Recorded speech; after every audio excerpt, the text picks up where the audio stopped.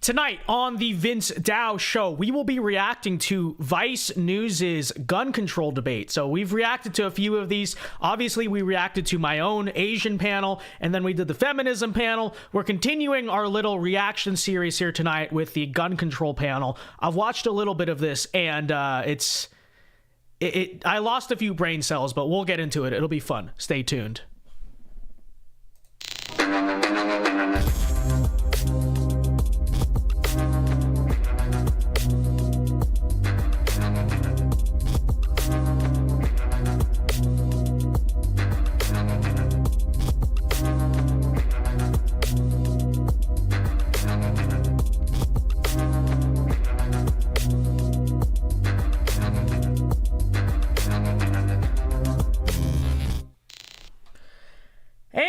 We are live tonight from the great state of Florida. Welcome everyone to the Vince Dao Show. I am your host, Vince Dao, and before we begin, everyone be sure to leave a like on the stream right now and subscribe if you are new to the channel. We do this show live every Monday through Friday here on the channel at 8 p.m. Eastern time. So if this is your first time joining us on the show, welcome. Glad to see you here. Hope to see you back again sometime. And yeah, thanks for tuning in.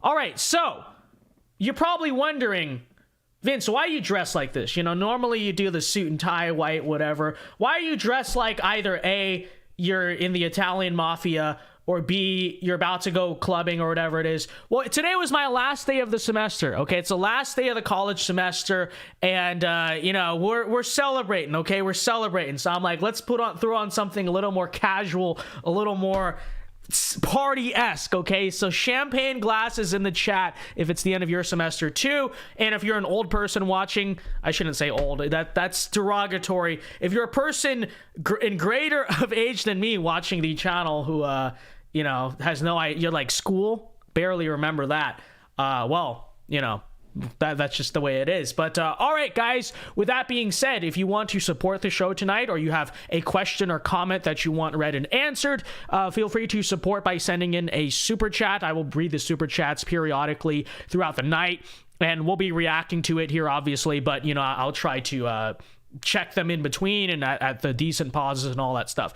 Okay, well, with that said, I don't want to waste too much time. We will get right into this in a second, but one last thing I will say is that we're probably going to do this for about an hour or so, and if we don't finish it, we're going to finish it on the members block, okay, chat? So we're going to be doing a members block tonight of the show, so be sure to join the YouTube channel membership to join us. We'll talk more about that when we get there. But anyways, guys, with that said, it is the hour of Dao. Let's get right into this Vice video. It'll be quite fun.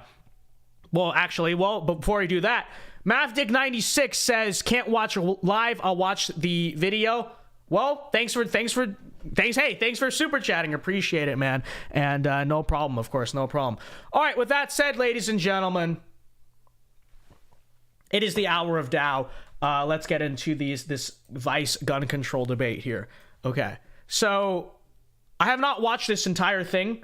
I've watched a decent share of it. So we're going to skip, what we're going to do is, just to save everyone's time, we're going to skip over I'm going to show you the hook part, and then we're going to skip over the introductions, and it'll be quite interesting here, okay? But here we go. Just to give you an idea of what we are going to react to here tonight. If you don't already get the idea from, you know, my own Vice panel, well, here you go. How do I defend myself and my children against two guys who have AR-15s? Tell me how. And you said yourself that the police may not make it there in time. Tell me how. You know what? The best chance you got in a situation like that is to get out the house. She just stated that they reach far. 30 rounds a piece, that's 90 rounds of bullets firing through the home. You think I can outrun that? You need to get out of the house. So that's what we're in for here, okay? So, you know, the pro-gun lady here is saying, well, if someone's breaking into my house, you know, I might need the AR-15, I might need a gun of some type. And the guy's response here is, well, why don't you just run? Isn't the best move just to run? Okay, so, you know, if you're getting shot at, obviously, just run away. Just outrun the bullets. What do you mean? And then, you know, there's the stupidity of this. Run where? Because let's say, you know, usually you break in, it's nighttime. Let's say you're in the bedroom. Okay, where do you run? Because if you run for the door, right, you're going to get shot. The person is coming in through the front door, you know, in the house, presumably. Genius, okay? And then if it's a second story bedroom, which a lot of, you know, 2-story houses, if you have a 2-story house, you mean just jump out the window. Yeah, you don't need to defend yourself. The best thing to do is just to jump out the window. Don't mind the fact you're getting shot at, just dodge the bullets. That is the response, and that's basically what we're in for here, and what you're going to very quickly learn by watching this debate. I think we already knew this, but the entire, and this is not a revolutionary take by any means, I think we all understand this, but the entire liberal position on most things, but especially on guns, is entirely founded off of idiotic, naive idealism. And you'll get into this and you'll see this all the time. Oh, you're getting your house broken into? Just run. Oh, well, but then what they'll also say is, oh, well, that's not going to happen if we have gun control, right? You know, if we just did gun control, school shootings would never happen again. Mass shootings people will never break into houses ever again, which is incredibly naive. It's ridiculous. And honestly, you know, those vague, stupid platitudes are not going to help when the actual intruder is there. When you're actually looking down the barrel of a gun, which I know, again, these people live in La La Land. They don't think it ever happens. They're like, that's not real. It's very real. That's the reality of Earth. People are fallen. People are always going to be fallen. You're not going to be able to legislate away bad apples and the bad people in human nature. Just the reality. And you can do things to reduce it, and we'll talk about that in a second. But I mean, like, reduce mental health issues in society. We'll talk about that. But, you know, fundamentally, you're never going to truly be able to get rid of that. And the liberal solution here is, oh, well, if all of my government policies don't work, well, then, you know, it's going to work. It's going to work. No, here's the reality. Here's the reality. When you're actually stuck in that situation, when you're actually staring down the barrel of the gun, none of these platitudes matter. None of this blank, you know, bull blank matters, okay? So anyways, with that said, let's get into this debate tonight. Oh, sir. Which, by the way, people might say, just for the record, okay, just for the record, before people are like, why are you pausing it so much? It's a reaction stream. It's reaction content. What do you want from us, okay? Every time I react, people are like, why do you pause? Because that's a reaction. It's kind of the point of this. Anyways. I stand my ground, sorry.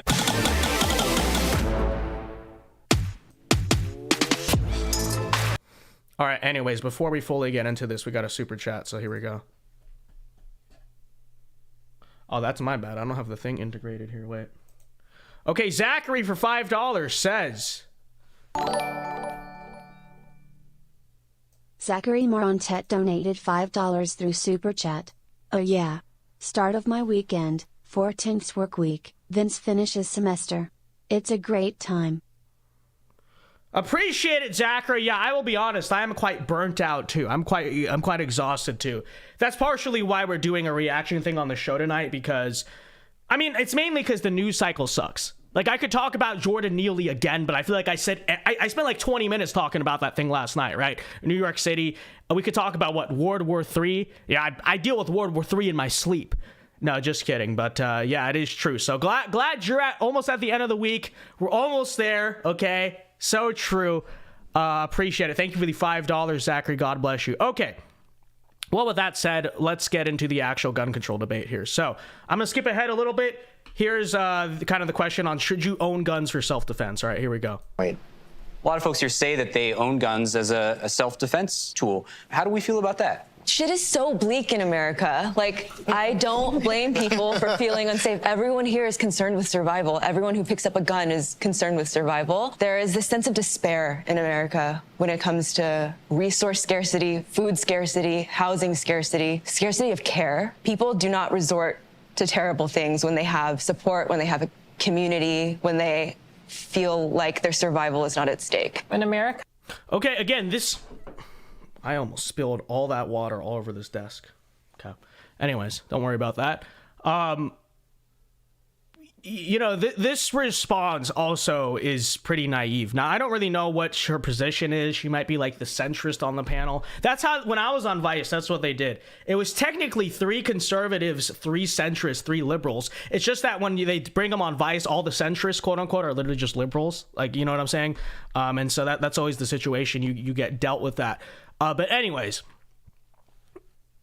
So what she says here is that things like resource scarcity and food scarcity and the fact that people are hungry, the fact that people are poor, that's what causes violence in America. Now, so like that, I suppose that is sometimes true, right? There is somewhat of a link between poverty and crime, but that's not the cause of, you know, I guess what we're really debating here is mass shootings, and specifically the mass shootings that you see in like schools and public places. I mean, let's be honest, that's what we're really talking about when we gun control, right? You know, most of the time, those are not driven by the fact that people don't have food stamps, okay? I don't think the Columbine kids did what they did because, you know, they had resource scarcity.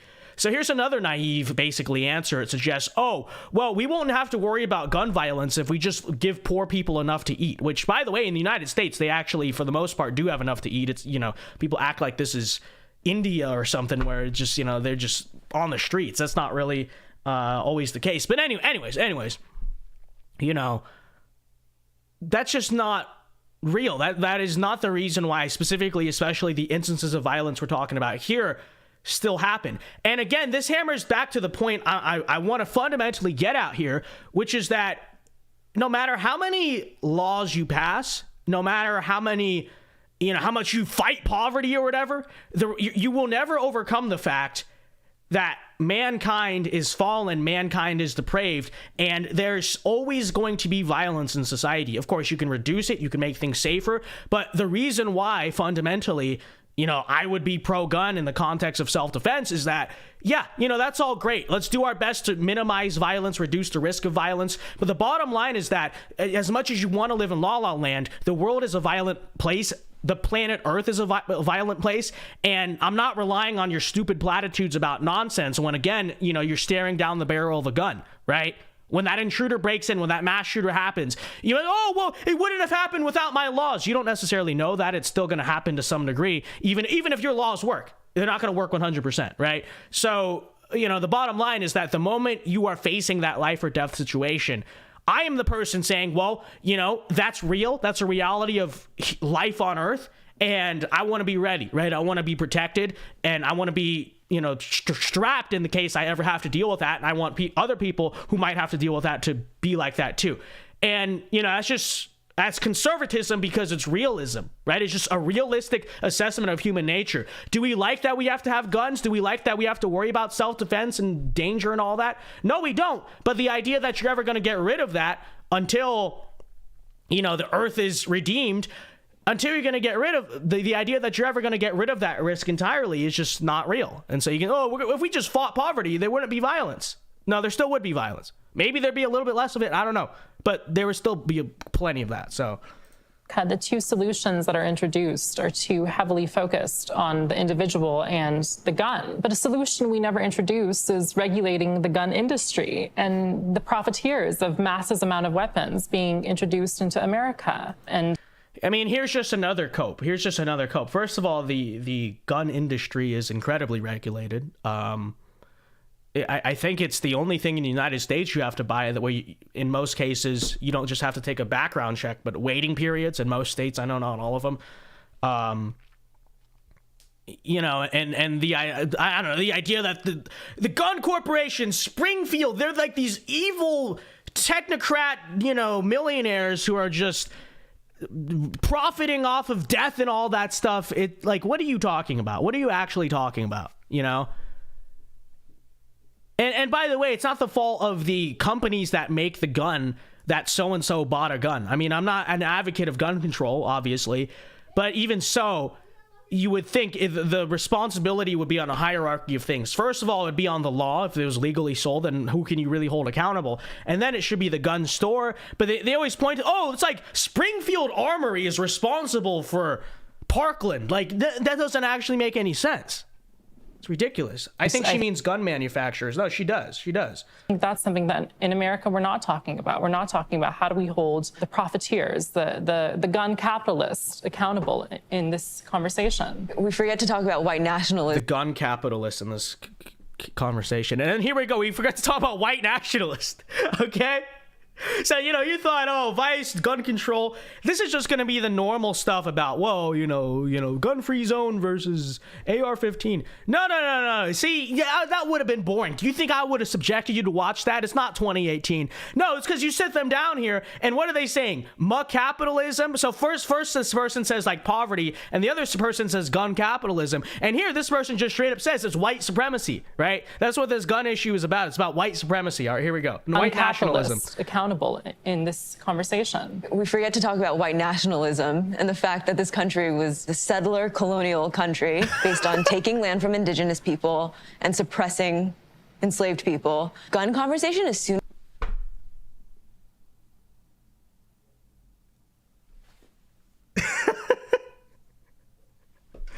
What does that have to do with any of this?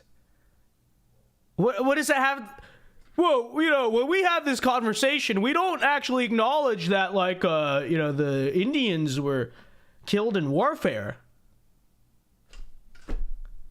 It's just, and if you really wanted to argue this in good faith, which we shouldn't, because it's just a deflection, it's just ridiculous. Like, what are you talking about? Oh, did you know the indigenous people? Like, what? What are you talking about, right?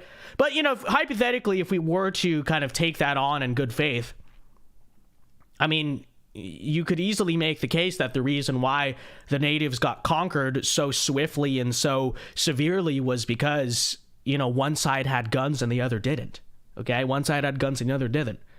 So it's not really a case to say, oh, gun control or whatever. It's really a case to say, well, the other side has guns, so you better have one too. Now, again, that's assuming that anything she's saying is serious, which it's not, and so I don't even want to go there. But there you have it, right? It's really about white nationalism, white supremacy. Anyways, Sheeny Beanie for $2 says, check out Colin Noir.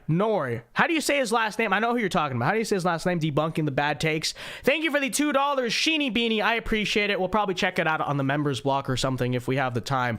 And as usual, if you want to super chat the show, you got questions or comments that you want read and answered, feel free to donate here on YouTube or on the Streamlabs link posted at the top of my channel. So yeah, thanks guys. Appreciate it. As you wade into it is so freaking racist. It's so freaking racist. Okay. That's what it is. Of all things, it's racist. Really misogynistic. And it's misogynistic, guys. Would you care to explain what does any of this have to do? No, it's misogynistic. Okay. Oh, all right. Because that's what it's really about. It's about misogyny. Really start to zoom in on this stuff, we find levers. We can better identify where threats come from, what kinds of discourse really start to put us in danger. And actually, the gun industry lobbies a lot and pays for the campaigns of a lot of people who condone this kind of culture. And so that's one lever in which I think we need to put a lot more scrutiny on. That's such a quote, but you know who else lobbies a lot? They always say this: the gun lobby has bought out our politics. No, it's because, one party in America is the pro-gun party. The Republicans, the NRA and stuff donate a lot to the Republicans. I'm not denying that. But you know what other lobbies a lot in American politics and spends a lot of money in American politics and honestly probably spends more, all things considered, but I don't know the exact numbers on that, so don't, take my word at that. But it's the anti-gun lobby. Okay, it's the anti-gun lobby, And they give just as much to the Democrats as NRA does to Republicans. No, the reason we don't have mass gun control everywhere is because the NRA has bought out the whole U.S. political system. If only, right? If only. I wish that were the case. The NRA didn't they file for bankruptcy recently?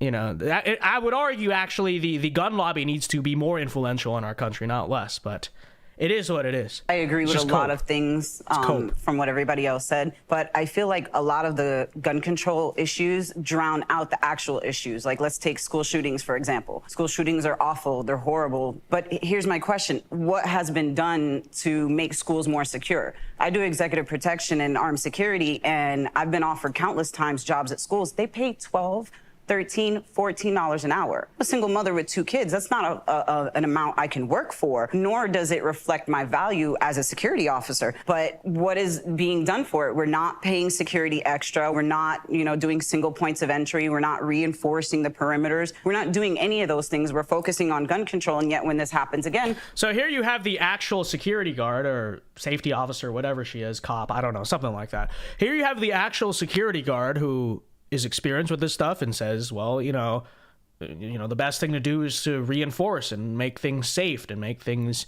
not soft targets, right? Which I will reiterate, as much as we can live in idealistic la land, right? As much as liberals, and I'm not groundbreaking take here, but as much as they live in this little bubble where, they grow up in suburbia and they just assume that nothing bad actually happens to real people. That's the reality of the world, is bad things happen to good people, And again, you can be the person who's like, well, it shouldn't be that way, and I'm going to cope and cry about it, and then say, or you can be the person who says, you know what? Reality, nature, I'm not going to fight you. It is what it is. I'm just going to make sure that when it comes to me, I'm prepared, right? I'm prepared. I'm safe. It really is that simple. That's the fundamental distinction between us. And it reflects, in my opinion, a greater sort of aspect of U.S. politics, which is fundamentally what is conservatism about. Conservatism is about embracing reality, understanding to an extent that we can't really change reality. You can't change the way the world. I'm not saying we can't change things about the world, but we can't fundamentally change the laws of nature. And so we might as well just try to figure out a way to live that kind of takes the laws of nature into account and makes the best of them, right? That's why conservatives typically want to bet their sort of ideology on the tried and true, right? The conservatives, they look at something and like, well, if human beings had built successful things on this and survived for a long time like this, then I want to stick with that, right? I want to rely on that. I'm not going to try to just fundamentally change the laws of human existence. Whereas liberalism is fundamentally about what? It's about trying to liberate the human being from reality, right? From nature, from the laws of the nature, from confines of our human bodies. And, what you will find, is that when you try to fight nature, when you try to fight God, it doesn't really work so well, does it? Right? And so you get in this world, and this is just one example. There are other examples: transgenderism, just generally their belief in how things work. And this is why we often look at liberals and they're so naive, right? They don't know what the heck they're talking about. How are you going to forgive student debt? How are you going to have open borders? All this stuff, right? Fundamentally, the reason that they believe these things and the reason they believe things that are so unrealistic is because they are these naive idealists who think they can, again, just defy reality, right? Defy the laws of nature. And so this is a prime example of that. The conservative looks at the gun situation and says, yeah, it sucks. Our country is violent. And we can just debate how to maybe, try to bring down the crime problem. But fundamentally, the bottom line is violence is a reality of Earth. Violence is a reality of humanity. I better protect myself from that violence, and I better try to protect, others from that violence. So, arm the schools, have cops on the schools, have a gun yourself. That's what the conservative response is. The liberal response is, well, I don't like the fact that the world is violent, but I think I can very arrogantly and stupidly and naively think I can just change the fact that the world is violent, which you obviously can't, right? You're never going to win that battle. So that's kind of the way I don't know. I don't know if that was interesting or insightful or not, but that's, in my opinion, the way in which the gun control debate really, I would argue it's one of the better debates. We don't, it seems very generic. We do it all the time, whatever. But when you really kind of break down the way that a liberal and a conservative views the gun issue, it really does reflect in many ways the basis of conservative and liberal ideology, right? Conservatism, again, is what? The understanding of reality, the acceptance of reality, and then what can we do to work within the confines of reality? The liberals say, let's just change reality, let's just defy reality, and that's kind of what you end up with. But anyways, before we continue on here, I think we got a super chat, did we? I believe we did. Burgundy, thank you very much. Burgundy Blue for $5 says, hope you're doing well. How is your voice? I think my voice is basically all the way recovered. It's still a little bit raspy, but it's not struggling. Last week I was like, and then I was nasally. Okay. I'm almost all the way over this cold. I still have the fatigue. It's been lasting for 2-3 weeks, but I'm basically over it. I don't know what it is. It could be long haul COVID. I don't know what it was, but I think I'm doing better now. Your thoughts on immigration and types of restrictions for incoming migrants and illegal migrants already living here? Well, I think that we need an immigration moratorium. I've talked about this before. I think it really should be the blanket policy that illegal immigrants here should be deported, right? And you might say, oh, well, it's not realistic to deport them all. I mean, I suppose, but that doesn't mean it can't be the written policy at the very least, right? Written into law. And then incoming migrants, I think they should just be turned away. It's pretty simple. Thank you for the $5, Burgundy Blue. I appreciate it. And if you have questions or comments that you want me to read in between the debate, the super chats are open, obviously. So appreciate it. Appreciate it. God bless you guys. We're confused as to why it happened again because nothing was done to stop the problem. I don't think, turning schools into fortresses, having more armed security is the solution here. I'd rather have... So again, all right, Mr. Let's be nice, Vince. Be nice, okay? You just finished school. You don't got to be mean to people. All right.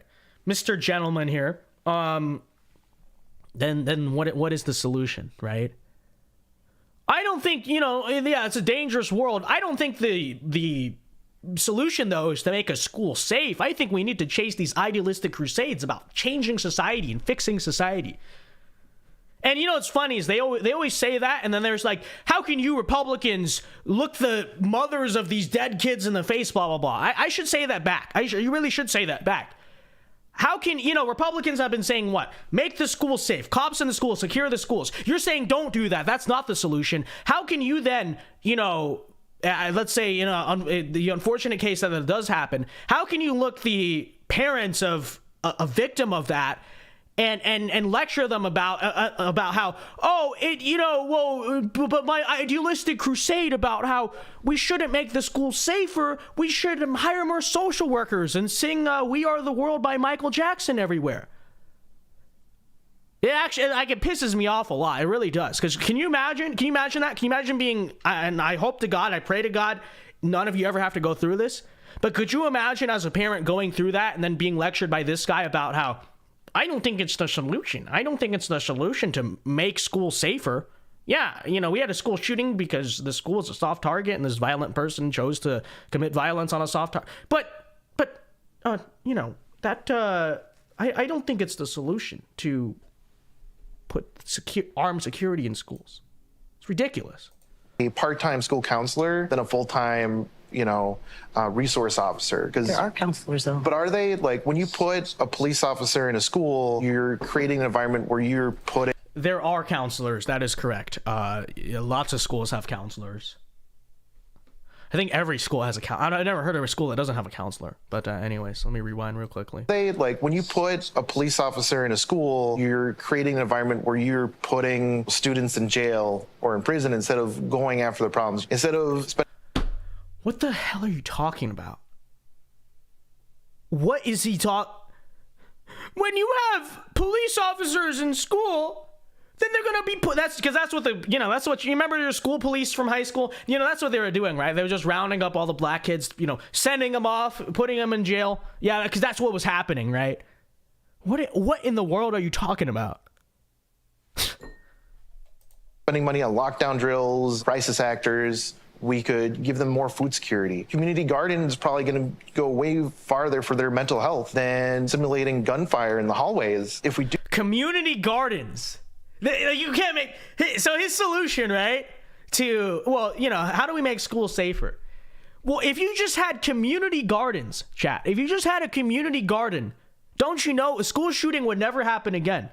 Some mentally ill person would never. Violence on this planet, violence on the planet Earth. Would never happen again, chat, if we just had some community gardens. This is their solution. That's their solution to it. Can you imagine that? Can you imagine? So imagine that. Okay, imagine school shooting just happened in your neighborhood, and the parents are outside crying and all that stuff. It's a horrible situation, and this guy goes up to the parents and say, "Ma'am, I'm so sorry about your loss, but I will do everything in my power to make sure that we have community gardens so this doesn't happen again." Yeah. The school shooting in Nashville where, a transgender terrorist committed a hate crime against Christians. What was that really about? That was about community gardens, right? She didn't have enough gardens in the school growing up. Are these like are these real people? These are dumber than my Vice panel. This actually, I think that's the dumbest. I've watched a few of these Vice panels. I genuinely think that might be the single dumbest thing I've heard in the history of the Vice panels. The reason we have school shootings, chat, is because there's not enough community gardens. Community gardens. Dollar for $2 says this guy is literally John Lennon. Thank you for the $2. It is true. He literally is the, imagine we had community gardens. Yeah, exactly. Insane. I wish I was on this panel. I would have immediately been like, what are you talking about? But, yeah. Do have school shooters, well, where are they coming from? They're coming from the school. We're letting these kids down. We're showing them the rehearsal. And then what? Tragedy? Look at where the money in the... Okay, genius. The reason they do school shooting drills, which, by the way, in fairness to the school shooting drills, you could make the case they're probably not the most effective, right? Because I just generally don't trust like leaving a line and all that stuff and this and like, yeah. I was always growing up in high school. I was like, no, it's every man for myself. I'm not following any stupid protocol, right? Which I think makes sense, but. Yeah, community gardens, guys. Community gardens. The reason we have these drills, okay, I don't like that we have to do it, but the reason we have it, at least in theory, is not because they don't cause the school shootings. They're a reflection and understanding of a lot of school shootings happen in the United States these days. It's sad. But okay, here's what we're going to do about it. You know, so again, what does this get back to? The conservative viewpoint saying, hey, this is the reality. Let's do our best to protect ourselves. The liberals saying, well, we're just going to change reality. We're just going to change human nature. Good luck doing that. Good luck getting rid of violence on the planet Earth. That's definitely going to happen. The communities is going already, and that's law enforcement, who want more money and more weapons to make everyone safer. Inflated crime statistics, whatever it takes, because sadly... So, you know, this... I genuinely don't know. I'm not even playing the whole misgender thing. I don't even... Is this a man or a woman? I actually have no idea. I have no idea. I think it's a dude. I have no idea. But anyways, this individual, this transformer, this Decepticons roll out. You'll see this a lot on these panels. They just make everything about themselves. But here you go. He basically just goes out and says, well, the police are corrupt. And the police... I don't know. What did he say? This works in elections. It works on parents. It works on families who don't know what else to do. Okay, so yeah, you guys got, you know, the cops in school. That's actually the problem. Don't you guys know? That's the reason there's school shootings, is because there's cops in school.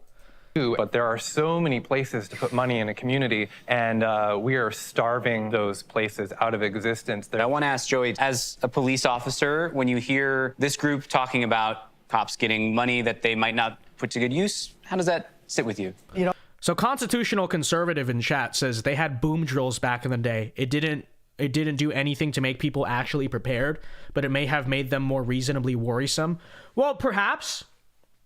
I understand the point you're making, but also I would say if they're more reasonably worrisome about it, then that's a good thing. That's a good thing. Because again, what is this getting back to? The whole, you can accept reality or try to fight it and fail, right? The reality of the situation is school shootings happen. And I pray they never happen to anyone, but they happen, right? And so if they do happen, and you know, it could happen to anyone when you think about it, right? I think that the fact that young kids are thinking about it in the back of their head is still a good thing. At least they're a little bit perspicacious. At least they're a little bit aware of their surroundings with this type of stuff. And, you know, I mean, growing up, when I went to high school, I used to think every room I was in, actually, because after Parkland, I was like very conscious of everything. I used to think when I was in a classroom, okay, if he comes in, you know, when I was just picking seats at the beginning of the year, I never sat in front of the door, because I was like, well, you're like the first target. I tried to sit in like the middle away from both of the doors so I could just, you know, I wouldn't be the first person in the fire. I thought about these things. Now, you could say, well, that's so unfortunate, Vince, that you had to think about these things. I mean, I suppose perhaps it is, but also, like, I'm a survivor. I mean, that's what it is. That's really, and so I think that, again, if it's just the truth that no matter how much you legislate whatever, school shootings are going to happen and we have a problem in our society with it, then I think it's actually a good thing that at least kids, even if it scares them a little bit, yeah, guess what? It's freaking scary, but it's also reality. It's at least a good thing that kids are somewhat aware that this is a possibility, so that way, you know, maybe that sort of forward thinking might save their life if they're ever faced with that situation, right? At least if it's made an awareness thing, hey, there is a possibility that one day a mass shooter comes through those doors. Yes, it's scary. Yes, it can be a little bit traumatic for kids. I understand that. But it's also the thing that if that ever happens, that thinking, that small amount of planning where they think in the classroom, hey, you know, what would I do in that situation, whatever, that could also save their life. Okay, it could also save their life. So again, you can be the liberal about this who's like, well, they shouldn't have to think that. Or you can be the conservative who says, I agree they shouldn't have to think that, but they do have to think about that. And so I'm going to try to do the thing that will hopefully, again, if they're ever faced with that situation, save their life, you know? So... No, it's hard. No one sees what police officers are doing every single day. They hear a news clip, they get 10 seconds of what happened in a 5-minute situation right off the bat. Do I think we need to change and move ahead with the times? 100%. This guy's copying me. I don't know who this guy is, but he's copying my trip, okay? He saw me with the suit. Now he's doing it. He's doing it too. Actually, we got 2 suits. Okay, shout out to this guy right here. Actually, no, credit to this panel. I'll say this, credit to this panel. This is the first panel I've seen where most of the people are like appropriately dressed for the occasion. You know, you look at mine, everyone's dressed like they just came from school or something, you know, high school. But you know, this one I respect. This guy's got a dress shirt, suit, sport coat, not bad. Not bad. Today with what happened 20 years ago, but you can't also criticize all the time and say, well, take away cops altogether, because that's not going to work. I did not say that cops should be taken away altogether. This is an area that resists reform, resists regulation. We don't get to see the inner workings of everything. We can give cops body cams, but we can't make them switch them on. And any government body that refuses to be regulated, what does this have that to do resists with transparency, should not be increasingly armed, should not be increasingly funded. If you want respect... So they should not be increasingly armed. They should not be increasingly funded. But, you know, again, so, you know, if a school shooter is in with an AR-15, well, the cops, they should just be allowed to have tasers, right? That makes sense. Transparency is the way. If you want people to trust you, you have to show them why you're trustworthy. But we need so much more from police. There's a lot of oversight and accountability that I don't see with the police. And police are people. You know, people have the full range of what they're capable of. And we have seen enough evidence that there are police officers who abuse that power. And I think that the real fact that there is no oversight and ability to ensure that they're doing their jobs well is a real problem with people who are licensed to kill. I don't know if this has to even do with guns. You would make it seem like cops are running rampant. There's a lot more oversight than people know. Guns. This is really a public health crisis, and we keep pivoting back to crime control strategies, and it's failing. No, he nailed it. We're the richest country in the world, and we can't make sure everyone is secure in their life, doesn't have fears. You want to sell less guns? See, I keep going back to that. The rejection of reality on the part of a liberal. Doesn't have fears. Did you hear what he said? Let's play that again. He said we need a world where nobody has fears. Look at this. Listen to this. You see what I'm saying? And it's failing. No, he nailed it. We're the richest country in the world, and we can't make sure everyone is secure in their life, doesn't have fears. We can't make sure everyone is secure in their life and doesn't have fears.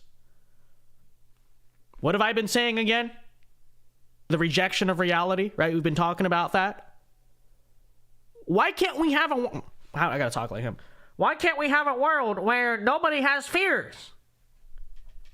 Because that's just how Earth works, right? We can just do that. We can just make sure there's no fears, and there's nothing bad happens.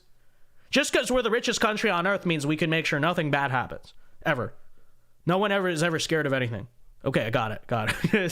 Sell less guns, make people less fearful. Sell less guns, make people less fearful.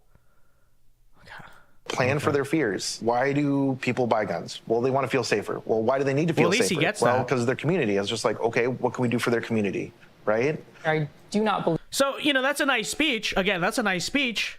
At least he understands that most people buy guns because they feel scared, not because of they're all mass murderers. Okay, I'll give the liberal some credit here. But, yeah, it's a nice speech. Hey, let's help their community. But going back to this thing, you can't change human nature. You're never going to fully get rid of the fact that they're evil people. So, Daniel McQuaid for Canadian 279 says these people are delusional. 100%. Believe that police can in any means provide security and safety Thank for you for the us. 279. And a huge part of, wanting to own guns is an aspect of, police failing us. And so to suggest True. that it's She's right. anecdotals, that it's just a couple of bad apples within the system is completely incorrect. We have seen the system fail people and fail to really protect individuals. And so this I actually agree. suggestion I agree that we with that. can I fund agree with that. If someone breaks into your house, call 911. No, you're screwed. Like, that's not going to work. Even if their response time is 3 to 5 minutes, that's more than enough time.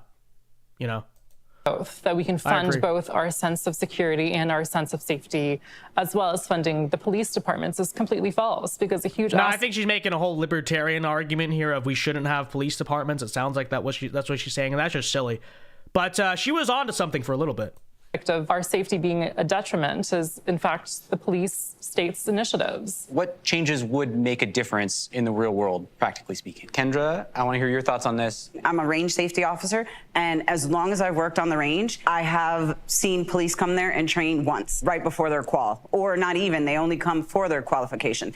And I have some friends that they train pretty often, but the vast majority, I outshoot them by hundreds of rounds, and I just don't understand that. I do situational training, I do verbal judo, so that I know how to de-escalate situations when I encounter them, and I feel like that's what the police force is missing. They need that consistent training with current events that are going on, with different situations, with their firearms, so that they can better protect us. That's what they're there for, and there's no getting rid of them. I disagree. The firearm is the last.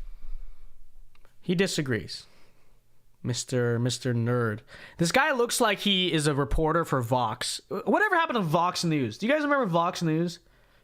I guess he could pass for a Vice reporter too, but he reminds me of someone on Vox. I don't know if you guys know who I'm talking about. Anyways, so she says something that I think is fairly reasonable. She's just like, well, police officers need to train more, and they need to become more proficient with their gun, which, is true. Now, I will say I haven't seen a whole ton of cases where cops have had totally reckless aim and just shot innocent civilians. Like, maybe I don't know, I don't hear about it that often, in fairness to the cops. Like, a lot of these cases I see, I'm like, that cop had good aim, whatever. But still, it's true. Sure, fine, right? But here's why this fool disagrees. That's what they're there for, and there's no getting rid of them. I disagree. The firearm is the last tool a police officer uses. I hope Joey agrees. If they're only spending one day at the range, and because they only think they're going to use their gun that little, and they're spending all their time training de-escalation and learning about the community and being a part of it, I'm fine with that. But I did mention de-escalation. No, This guy is such an idiot, okay? Oh, well, if they're only going to ever have to use their gun one day, then they should just train one day and then spend the rest of the time training about de-escalation. Hey, fool. Hey, genius, McFly. The reason why it's important that one day you have to use your gun is because that one day you have to use your gun, that's a life and death situation. Okay? Do you understand that, right? It's not a matter of like, oh, well, they wanted me to do this one thing at work today and I didn't know how to do it. Yeah, it's not one of those things. It's not one of those things. Any brain cells in there, it's not one of those things. The reason you have to be very proficient with your gun and not just spend more than one day learning to use it is because, yes, you will not have to use it every day. And the same thing applies to, civilians owning guns. You may not have to use it every day, but the day you have to use it, again, that's a life or death situation. If you use it wrong, if you're not proficient with it, you're dead. You are dead. Okay? This guy's such...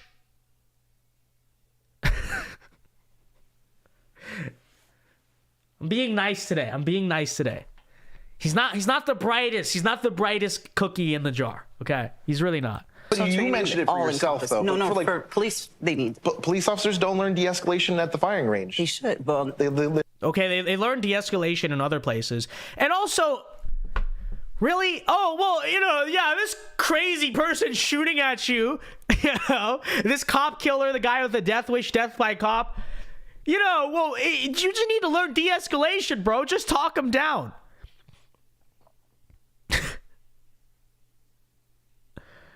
Dear gosh. Dear gosh. They learn to, shoot accurately, hopefully, and kill. No need to be nice today. Well, I want to cuss at him. That's what I really want to do. But we'll keep it PG-13 here.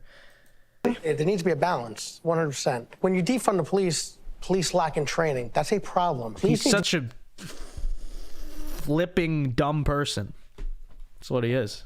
He's a flipping dumb person. Be trained because everything in life is muscle memory. The number one thing you should do is use your mouth. Facts. No matter what you do. You go out there, you talk, and that's where the de-escalation comes in. But by no means are police officers going out there and in their head say, I want to use my gun today. No, that's the last thing on their mind. Policing has gone... This guy has no idea of reality. I mean, look at him. Not this guy, the guy we just talked about. He lives in a pod. What do you can tell? He lives in a pod. He's a total pod liver, okay? Probably, they filmed this in New York City. Probably a native to New York City. Lives in Brooklyn in his little stupid gay pod. And is like, I'm a millennial, huh? My city is so safe because I take Uber. Never been on the subway. My city is so safe. I walk around in my cardigan and, what?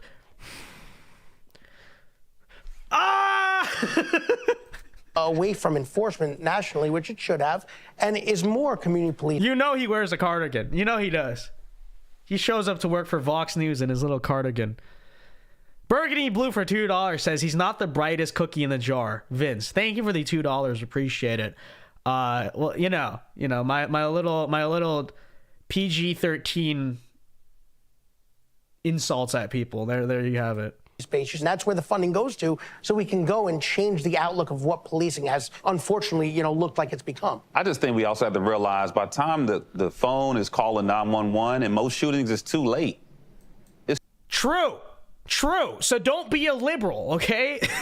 Too late. When I was shot, law enforcement didn't show up till 15 minutes later. My cousin tied my tourniquet, and the bullet hit 2 arteries. I was bleeding to death. I would have died before an officer arrived. And I think if we continue to look at gun violence as something that law enforcement can solve, we're missing it. We take these big assumptions and apply them to reality when it's untrue. We've been talking a lot about training, and way supportive of that. But I also really think there needs to be accountability injected. This guy's a nerd. Okay, anyways. Didn't. Kidding. Being nice.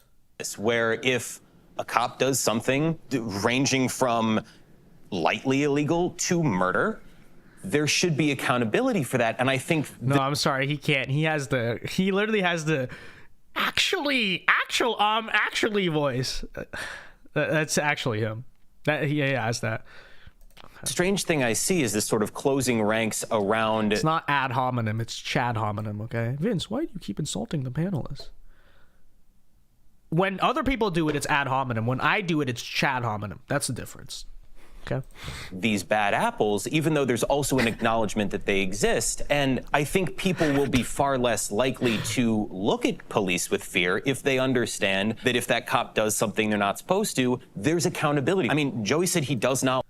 There is accountability. The cops are terrified to ever do anything because it's going to be filmed and then they're going to tear down the country and throw you in jail for 20 years. So want those people walking around. And I suspect that is a pretty common view, and I don't fake know persecution or whatever the word would be. Why those cops are protected then. Right now, a lot of the conversation around guns is driven by mass shootings, and particularly school shootings. What is the solution to mass shootings in schools? More protection for our children, not creating a prison environment. We need to make sure that they understand that the police are their friends and they're there to protect them. Education is what's going to empower everybody, so we need to educate them on all levels, not just firearms, not just school security, but how to take care of themselves and each other. One of my first red pill moments back in 9th grade. I told you guys I kind of got into politics because of March for Our Lives and all that stuff, and that's what got me interested in all this.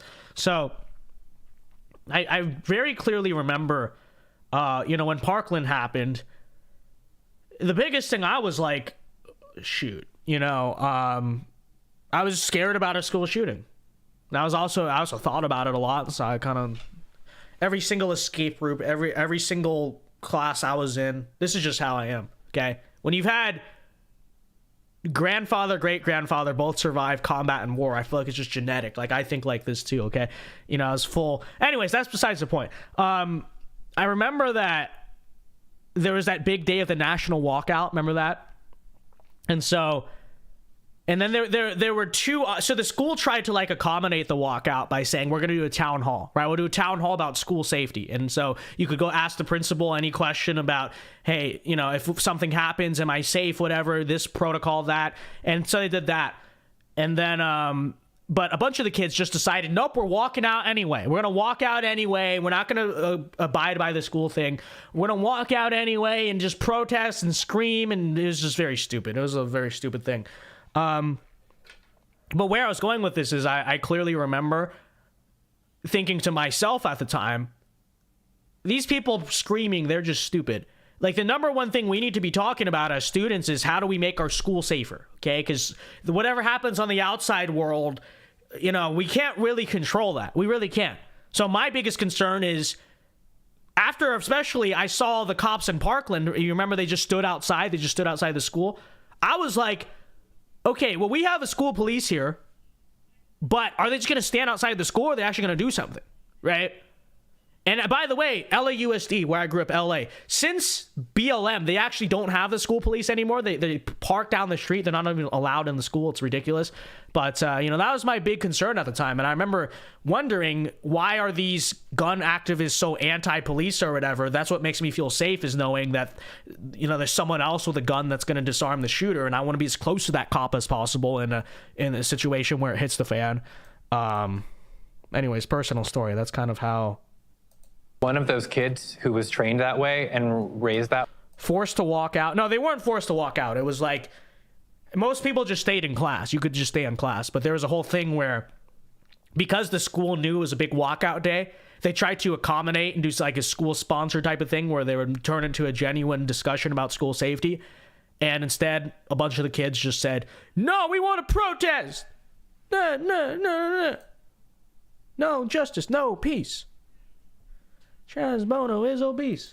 Way, not to be super dramatic about it, but things took a turn for me, and I could have been one of the kids on the other side of that gun. I fantasized about it. I was reading things. Of course, you become secretive as a result of this. You hide from the people who know you the most. There's a protectiveness around these issues that is very difficult to penetrate because it is so bound up in our sense of safety. I'm 03, Adam Becker. I'm 2003. And our sense of family. And it's very difficult to address these because what makes one person safe does not necessarily make someone else feel safe. I think that... Fine, which is why we should be allowed to have guns. I don't know. Mental health is important. Like you said, sometimes your mind went to other places, and that's what I'm saying, that we need to empower them, because without mental health, without good mental health, you can't make any decisions about anything else in a healthy, productive manner. So we need to start empowering our children's minds and taking care of their mental health first and foremost. I am living proof of the fact that the problem does exist and it does haunt people. And I was able to come back from a place that other people might not be able to come back from. And I'm not saying it's a danger for everyone, but I'm saying, like, we can't reach everybody that way. Every community is different. Every community has needs, and the needs need to be addressed. That's why I don't think there's like a hope for like a federal change that will solve school shootings, or maybe even a statewide change, because states are big and have lots of different populations. I was He basically said nothing. Let's just continue. In elementary school when Columbine happened, and when the national sort of injection of those drills into schools happened, and it really messed up my sense of safety. Again, we addressed this earlier in the stream, but just to briefly reiterate, yes, it does mess with your head, kid. I get it. It's going to. The point, and yes, like, I'm fully acknowledging it might be a little traumatic for a little kid. Okay, I had to deal with the same thing. Trust me. Okay, but the point is that even if the drill itself is kind of stupid, which, like I said, I never trusted any of those drills when I was a kid. I was like, this is not going to save my life. But yes, it gets you thinking about it. It might get you a little bit worried about it. But that slight sense of worry, that slight sense of skepticism, that slight sense of being aware of your surroundings, that slight sense of you've thought about it so much that when it actually happens, you respond and act a lot quicker. Again, that can be the difference between life and death. That can be what saves your life, okay? So yes, I fully acknowledge having to tell kids about school shootings is traumatic. It's very traumatic. But it also doesn't change the fact that school shootings happen. Whether or not you tell them, it doesn't change the fact that it happens.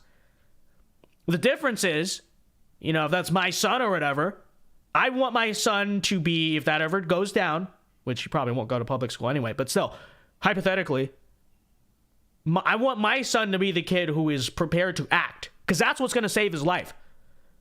Your bull blank ideology is not going to save anyone's life. It's not going to, you know what I mean? So it's just real.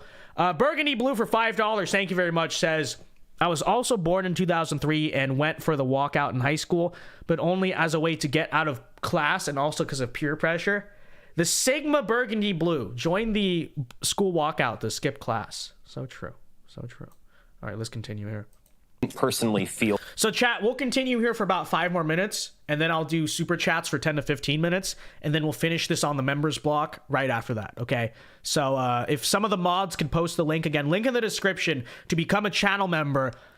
We'll got about 20 more minutes of this. Again, we'll be doing it on the members block, so be sure to join us on the members block after this stream. Again, I'll do super chats publicly on the public stream for a few minutes or so, and then we'll go on to the members block. So again, if mods could post a link for that so that I don't have to really quickly. Again, link in the description. Well, you can finish if you want to join us for the rest of this. More prepared from those drills. I felt afraid in a new place. By the time we're bracing our schools for a mass shooter. You know, fear keeps human beings alive a lot of the times. I don't think that's what people realize. Fear, yeah, it's scary. It's called fear. But part of the point of it is to help keep you alive, kid. You know? It's too late. And so I think that if we really want to address... Daniel McQuaid became a channel member. Thank you very much. God bless you. You need to look at why these kids are feeling so isolated in the first place. You need to look at what are the conditions of their community that they are existing in. But we're operating in a reality where we see it and we keep brushing it under the rug. And our children are dying, you know, and I give... Again, that's all true. That's all true. We have a mental health crisis in this country. We don't talk about it correctly. I don't think the way the liberals talk about it, by the way, is the correct way. They just say, oh, well, we need to just prescribe more antidepressants and diagnose ADHD. Like, I would argue that's actually making the situation worse, but whatever.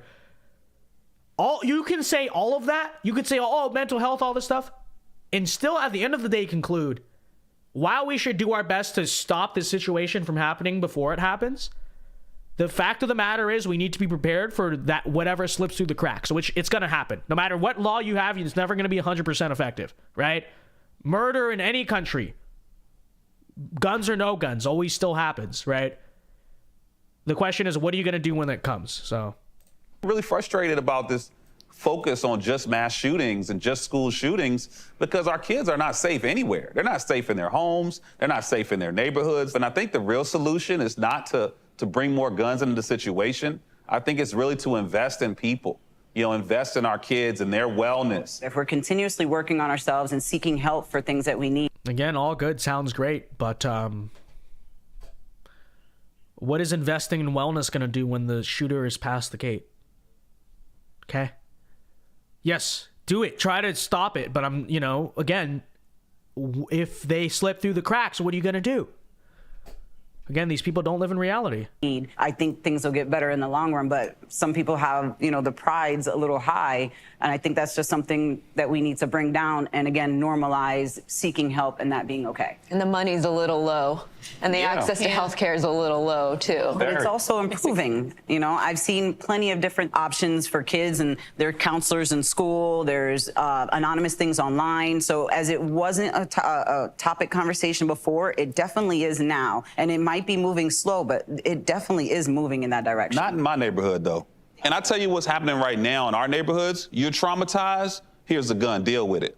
Now, that's not the way. Don't get me wrong. And that's what I'm really struggling with. But in my neighborhood, people are. Okay.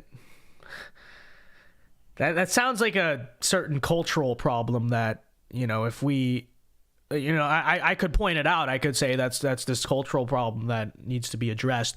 But of course, when I say that, I'm labeled racist, right? he just said it. He said that's the way it is in his community. Of course, if I were to say the same thing, say that's the way it is in his community, I'd be labeled racist. If I would say you should probably stop that culture, of course. No, you can't do that. That's cultural erasure, right? Saying, don't gangbang, don't, the op disrespected me. I need to go and, that's racist. So, of course. We're dying. And so we can't just sit here and say, hey, pull yourself up by your bootstraps when people are laying on the concrete. One thing that... All right, anyways, we ran into an ad here. But, all right, well, that said, like I said, that probably is a decent jumping off point here. Okay, so let me reiterate. We're going to finish this debate on the members block, but I'm going to do the super chat Q&A portion here for about 10 to 15 minutes. So if you're, whatever, if you want to join us on the members block, feel free to. Again, mods, can we post some of the links? In fact, I'll try to post it myself. But all right, guys, with that said, super chat time, Q&A time. If you got questions or comments on the panel or just questions for me, anything you want to say, feel free to send it in via a super chat, either here on YouTube or on Streamlabs, and I'll read them for a few minutes here. So let's get caught up. Enclave Nationalist sends a member chat. He says, thoughts on the Amish. So I don't, by the way, let's get the stream to 100 likes, okay? Let's get the stream to 100 likes. Thoughts on the Amish. I don't really agree with them theologically. I think their theology is a little weird. But with that said, I mean, you got to respect the Amish in some regards. Yeah, they're goofy. Yeah, they ride around in their little horse carts and all that stuff. But, even if it's the most extreme whatever, they found a way to keep the scum of modern society out of their life, and they do so in a peaceful way too. They're not even like the Taliban or something, they're just peaceful, living their life. So, I have a degree of respect for the Amish, and I think anyone who's just fed up with the state of the world has to have a degree of respect for the Amish. It's like, yeah, I would never live that life, of course, but there's something about it that you look at it, you're like, good for them. And so that's kind of my take on the Amish.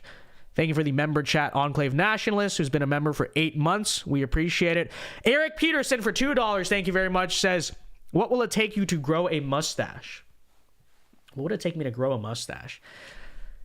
See, the issue is that Asians do not look good with facial hair. You probably think, Vince, you just can't grow facial hair. That's a cope. No, I actually can, okay? I'm part Italian, all right? I actually grow hair and stuff pretty easily, but because it grows in like Asian facial patterns, it just looks weird. That's why I've never grown a beard, So, I mean, what would it take? If I was bribed with a lot of money, I suppose I would do it, but realistically, would I ever grow a mustache? Probably not. Because, first of all, no one could take me seriously, and then I'd look like a creep. I'd just look like a creepy pervert or something, Not that everyone with a mustache looks like that, but I just imagining the way it would be, it just wouldn't be right. It would just be weird. I look like a 1970s like porn star, right? That's the vibe. It would just be strange. So, would I ever grow a mustache? If there was some type of incentive, if there's some type of cost benefit, but I'm not doing it for free. I would not grow a mustache for free, okay? For nothing in return. But if there's some type of wager or bet or whatever, maybe I would do it. But I realistically, I don't think I would. We need bearded Dao. So, but you're probably thinking, oh, it'll grow in like a white guy with just, they grow. No, our facial hair as Asians, it doesn't like connect. You know what I mean? It's just like we get the Confucius beard and like it doesn't really grow here. Like, you know what I mean? It grows unevenly and stuff. It just doesn't look right. Okay? And the other problem is when I don't shave, I've gone like several weeks without shaving at a time. But all it happens is I just grow the stubble and it just feels gross. And then I don't get anything done, right? Because psychologically for me, shaving growing up has always been associated with doing something, right? So I go to school, I shave before the school, I shave before I do work, I shave before I get on camera. I've been doing that for years, obviously. And the thing is, when I don't shave, I'm lazy like the entire day. It's a productiveness thing. Like days I do not shave or groom myself, I will just lay around the entire day. And it's just a psychological thing because there's something about it. Like when I've not shaved, I don't feel productive. And so, like I said, if there's some type of huge incentive, hypothetically, like there was, or a wager where I really had to grow it out, I would do it at some point. But, it's not something I would just do. Definitely not. Okay. So you know, maybe if we hit 1 million subscribers, I will do it. All right. Sandra Meyer for $5, thank you very much, says, how much of gun crime do you think is related to drugs? Either people using them to steal money and get drugs, or drug selling skirmishes? Well, I mean, when you look at the crime statistics, most gun crimes happen that are just like street violence, right? It's just gang violence, stuff like that. And so that is true. I would also say, though, when we talk about like mass shootings and stuff, I'm kind of curious how many, and I don't know the stats, I'm just asking a question, let me make that clear. How many of them are on SSRIs? How many of them are on antidepressants? I don't know, who knows? But thank you for the $5. It definitely is a big part of it. It is definitely a big part of it, because most of the crime in this country is related to drug trade, right? Obviously, as you can imagine. So, you know, real. Omar says fundraiser for Dow beard during No Shave November. Like I said, if I can be incentivized, then I'll consider it. But you know, there's gonna have to be something on the table. Okay, I'm a businessman. I don't make bad trade deals. Okay, art of the deal here. Okay, if I'm gonna grow out the beard, what am I getting? What am I getting for it? You know, or is it an incentive thing?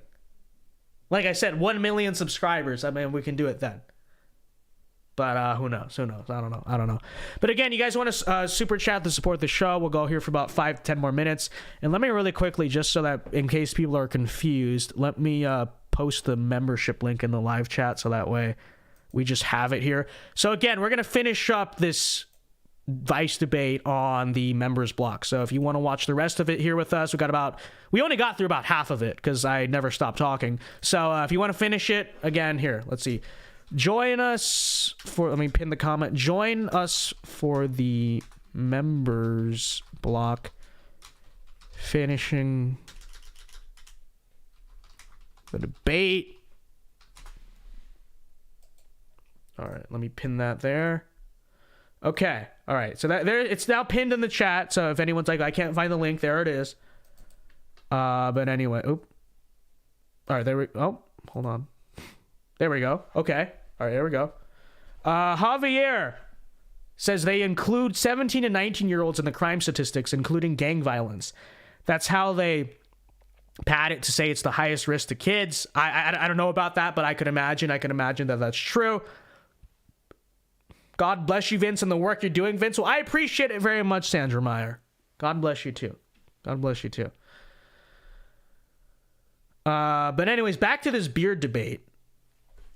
I'm telling you, I don't look good with it. I just look like, literally just look like, actually I look like a Redditor. Like that's what happens, because it just grows in here. It doesn't like connect. You know what I'm saying? It's the Asian thing. You might know you're just low T. No, it's the Asian thing. It doesn't connect. Okay. So I end up just looking like, I look like I have a Reddit account. Okay. That's what it is. I end up looking like a Redditor every single time. And I feel like a Redditor too. It's just gross. Like it doesn't make me feel cool. I'm just like, ew. It's all stubbly and long and itchy. It gets itchy too. It makes me like break out. I'm not doing the beard thing unless there is a strong incentive to do so. It's true. Korean mafia, like Vincenzo. Hey, I'm part Italian. I am part Italian. But also listen, the Italians, we usually do the clean shave thing. You know, it's the double, right? I know Italians can grow like mustaches and stuff, but most of the ones you see, what do they have? We like the clean, you know, we like the pretty boy look. Clean shaven, slick black hair. I'm dressed very Italian at the moment, actually. You guys see it? You guys see the quarter in me? Look at this. Look at this.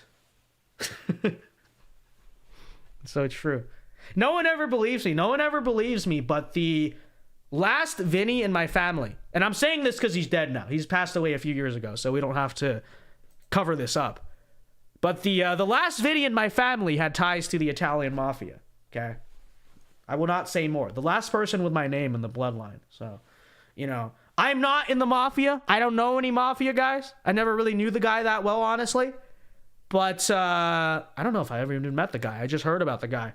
But, you know, I got to copy his drip. I got to copy his style. Vince becomes more and more Italian each stream. Yeah, real. I'm re-embracing the roots. Adam Becker says you need the chest hair, Vince. Well, it's there. I was, this is a PG-13 stream. I'm not trying to, I'm not trying to become a sex symbol here, okay? But it is there. It is there, okay? My cousin Vinny, real. I am your cousin Vinny. I am your cousin Vinny. Forget about it. Exactly. So true. So again, guys, we're doing the members block right after this. So we're going to finish up the panel. Pinned a link there to join the channel membership.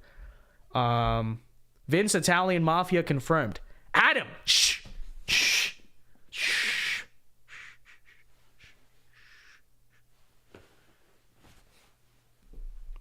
I don't know what you're talking about. I've never met the Mafia. And if I did, would I tell you? Of course not.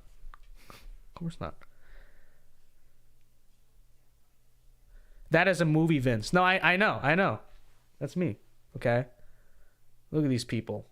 Doxing. I had a family member from years ago who was a master of disguise and fought the Black Hand. Perhaps our families indirectly knew each other. I don't know. My family is like Connecticut.